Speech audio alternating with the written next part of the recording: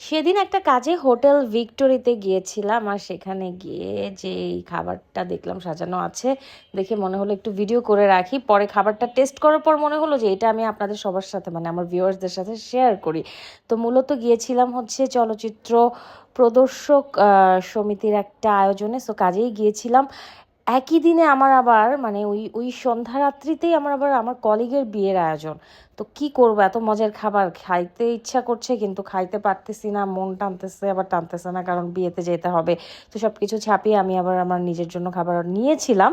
তো খাবারটা দেখতে যতটা মানে নর্মালি তো দেখতে, তাই না? কিন্তু এইটা না পোলাও, হ্যাঁ, একটু ইয়ালো রাইস, এত টেস্টি।